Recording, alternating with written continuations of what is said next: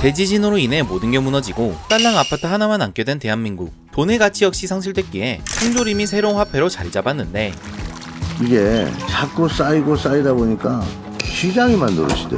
이후 통조림으로 모든 거래를 하는 마켓, 일명 황공마켓이 떡상했고 상용이란 자가 회장으로 군림하게 됩니다. 그리고 이곳에 숨어 들어왔다 친구 세정의 죽음을 목격한 히로. 이후 복수를 다짐한 그녀는 복수는 내가 해. 너는 그냥 살아있을 생각만 해.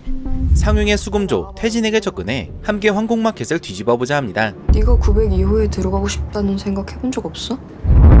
황공마켓의 새로운 왕이 될 생각이 없냐 물은 히로. 네가 902호에 들어가고 싶다는 생각 해본 적 없어? 네가 이 시장의 주인이 되고 싶다는 생각 한 번도 안 해봤냐고.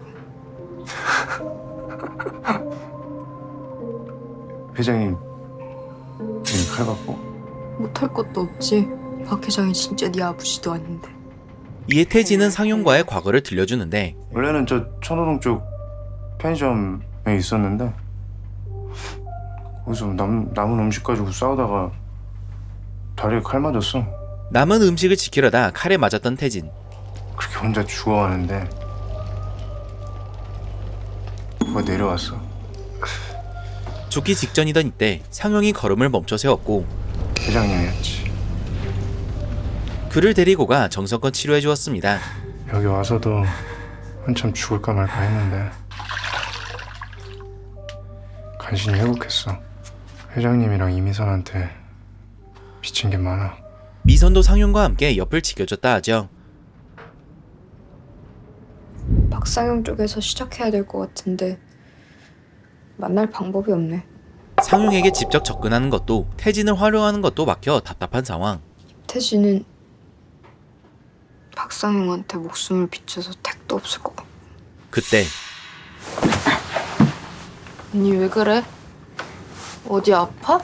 무슨 이유인지 갑자기 심장을 부여잡습니다. 세희야, 약 파는 사람들 직접 만나봐야겠어. 그렇게 약을 구하려 해봤으나 곤란한데. 우리가 그 땅 파서 장사하는 거긴 한데. 비싸 그 약은 있어도 못 팔아 그거. 갑시다. 사람들은 못 구하는 약이라고 말하죠. 다음날 왜 이래? 갑자기 황공마켓에 물이 끊기는 일이 발생하는데 야, 왜 그래? 이때 한 사람이 급히 뛰어들어오고 회장님! 저 앞에 하수관길 안에 물이 가득 차서 넘쳤습니다. 거기에 약이 넘는 가면이. 하수관을 막은 범인으로 약유를 언급합니다. 이거 해결할 수 있는 사람 없어? 해결사를 찾는 회장. 그리고 장마 후에 한강물이 하수도길로 역류해서 그런 겁니다. 자신 있게 히로가 나서는데 제 말 들으시면 매년 이맘때 장사 망칠 일 없으실 겁니다. 여자의 직감 뭐 그런 건가? 변기물 뚫는 거 같은 거예요. 에라이 씨. 애들 붙여주시면 3일 안으로 해결해 드릴게요. 이에 그녀의 비범함을 엿본 상용은 점심 먹었니? 나랑 점심 같이 먹을래? 점심 식사에 초대합니다.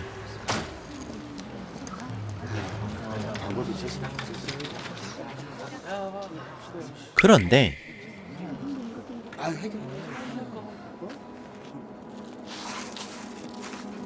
집에 있으라는 말을 어기고 밖으로 나온 세희. 한세정이 기억 안 나? 에이, 그건 경우가 다르지. 사람들이 그러던데 세정이 몸에 막 불꽃만정이 생기던 게 그냥 죽은 건 아닌 것 같다고. 응? 우연히 언니에 관한 얘기를 듣게 되고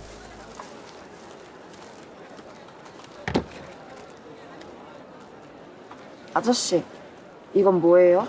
손에 잡히는 대로 카세트를 구매합니다. 컴퓨터 같은 거 맞죠? 한편 히로 쪽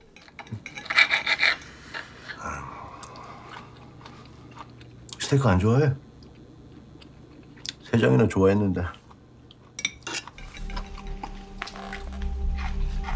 그녀를 좋게 본 상용은 몇 가지 대화를 나눠보는데 김태진이 옆에 있기는 좀 아깝다. 뭐가 되고 싶었었어? 검사요. 뭐가 되고 싶었냐는 질문에 돈을 많이 버는 검사라고 답한 그녀. 세상에 이꼬라지가 딱 났을 때 그 잘난 사짜 새끼들이 적응을 못하고 그냥 먼저 다 뒤졌잖아. 근데 나는 정글이었거든, 사는 게. 이에 상용은 대지진 전 본인의 삶은 정글이었다고 말합니다. 나는 그냥 원래부터 망한 데서 태어나서 용 쓰면서 살았는데 갑자기 세상이 망해버리더라. 허나 그건 히로 역시 마찬가지였죠. 덕분에 여길 내가 싹 다 가졌잖아. 대화를 이어가는 상용. 나는 예전에 뭐 했을 것 같아? 제약회사 영업사원. 제약회사에 재직했었다 하는데 내가 그 짓거리 하면서 배운 게 딱 하나가 있어. 이 회사고 노조고 자기가 원하는 거를 다 가지지 못하더라고. 근데 이 회사 쪽에 딱 달라붙어 있는 이 뿌락치 새끼들. 이 자식들은 연봉도 올라가고 자기가 가지고 싶은 걸 다 가지더라니까. 거기서 배운 점이 하나 있다면 결국 프락치가 돈과 원하는 바를 가져간다며 결국엔 회사도 노조도 승자가 못 된다. 승자는 오롯이 뿌락치. 지금 딱 보니까는 너는 승자가 어울리는 것 같다. 히로에게 프락치를 제안합니다. 김태진이 뭐 잘못이라도 내가 원래 사람을 잘 못 믿어. 내가 그 사람 약점을 알고 있으면 몰라도. 그리고 저는 왜 믿으세요? 내가 네 약점을 알고 있거든. 그녀가 제안을 받아들일 수밖에 없는 이유이자 약점을 말합니다. 심장약. 바로 히로가 찾던 약을 가지고 있던 것이죠. 그렇게 네 생명이 나한테 있네. 히로와 상용의 거래가 이루어집니다. 일 있으면 종종 보자. 몇 시간 뒤 나랑 얘기 좀 하자. 할 말이 있다며 히로를 불러낸 태진. 너 회장님이랑 무슨 얘기했어? 딱히? 나보고는 뭐라고 안 하셔? 내 얘기가 나오기는 했구나. 왜, 뭘 하시는데? 너 잘하고 있대. 정말이야? 그래. 히로는 상용과의 대화는 비밀에 붙였고 태진은 본론을 꺼냅니다. 내가 사실 부탁하고 싶은 게 하나 있는데 사람 한 명만 이쪽으로 데리고 오고 싶어. 바로 미선을 데려오고 싶다는 것이었죠. 방법이 없을까? 허나 히로는 그건 불가능하다 말합니다. 뭐 똑똑한 거 알고 잘난 거 알겠는데 내가 대장이라며 결정은 내가 하는 거야. 너는 이미선 여기로 데려올 방법 먼저 생각해봐. 잘 생각해봐. 이후 집으로 돌아간 히로.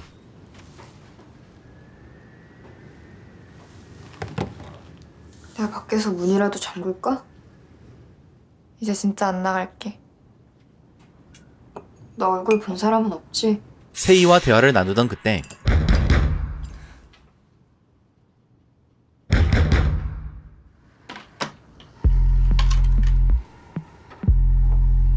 놀라운 사람이 찾아옵니다. 안에 있는 거 다 알아. 무슨 이유인지 이곳을 방문한 철민. 우리가 밤늦게 만날 사이는 아닌 것 같은데? 철벽 개쩌네. 하이? 잠깐 실례? 도둑이 들었다며 집안을 둘러봐야겠다 했으나 실은 내가 오늘 밖에 나갔다가 묘하게 한세정이랑 똑같이 생긴 애를 하나 봤네. 우리 애들 말로는 여기로 들어갔다고 하더라고. 그런 생각이 들더라. 어쩌면 최희로보다 그 여자애가 여기 먼저 살고 있었던 건 아닐까 하는.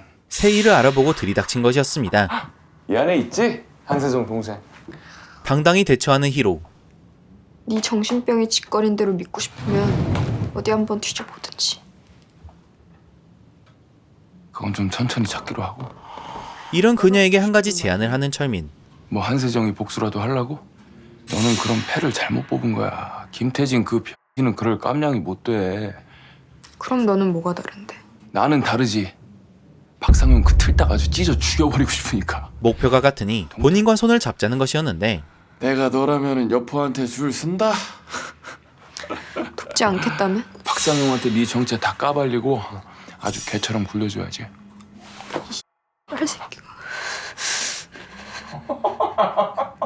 그리고 만약 그러지 않을 시 히로와 세이 둘 다 상용에게 폭로하겠다 협박합니다. 시간은 일주일. 그 안에 답 없으면 생각 없는 걸로. 이쁘로도 잘 자. 고민에 잠긴 히로. 나는 박철민 그 사람 좀 싫어. 위험한 사람 같아. 그리고 진짜로 약속을 지킬지도 모르는 거고. 일단 나랑 목적이 맞아. 김태진은 아닌 것 같고. 언니가 배신하면 그 사람 죽는 거 아니야? 나보고 어떡하라고? 순간 한 가지 아이디어가 떠오르는데 나 이것 좀 빌려줘. 카세트를 눌러보는 그녀.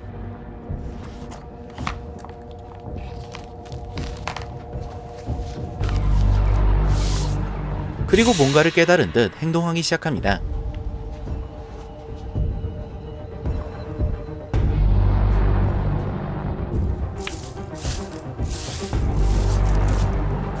과연 그녀는 무슨 생각인 걸까요? 며칠 뒤 철민의 방으로 향한 히로. 한다고? 일단 김태진부터 아웃시킬 거야. 근데 3가지 조건이 있어. 네가 구축 먹으면 약은 내가 관리해. 그리고 세희 건드리지 않겠다고 약속해. 손을 잡는 대신 약국과 세희의 안전을 확보하는데 그래서 계획이 뭐야? 계획은 네 부하들도 몰랐으면 하는데 그게 3번째 조건이야. 아, 쟤는 괜찮아. 제가 난청이라 이명이 심해서 아예 여기를 틀어 막고 살아. 야, 근석아. 근석이 끼? 봐봐, 모른다니까. 자, 계획이 뭐야? 같은 시각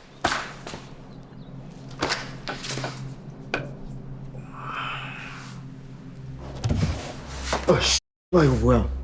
박상용이 모아둔 물에 독을 탈 거야. 그건 안 되겠는데?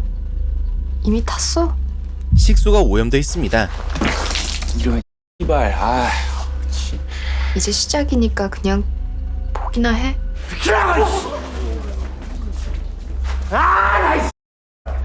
야 이거 누구야?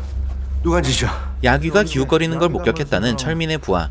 어저께 야기 가면을 쓴 사람을 보초가 본 것 같답니다.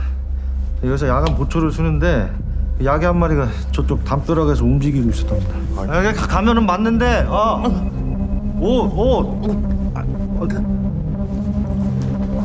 옷은 야기들 옷이 아니었답니다. 뒤이어 히로가 야귀의 가면을 들고 상용을 찾아가는데 오늘 우물 누구 짓인지 압니다. 가서 밀고를 하겠다고? 그래. 너는 그냥 부하들한테 야귀를 봤다고 말하게 시키면 돼. 태진은 방에서 찾았다 거짓으로 밀고 하고 김태진 그 새끼가 한 짓이 확실해? 네가 확실하는 이유가 뭐야? 어제 김태진 네가 가지고 있던 통조림을 전부 물로 바꿨어. 심지어 자신이 지시했던 물사재기마저 태진의 소행인 것처럼 꾸며냅니다. 잠깐만. 거기 서봐.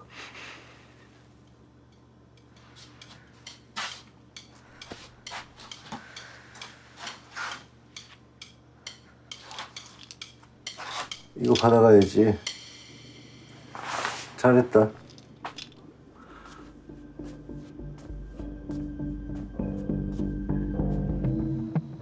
고민에 빠진 상용. 정황은 맞아 떨어지는 것 같은데 김태진이답지 않게 분모해. 이후 다시 히로를 소환하는데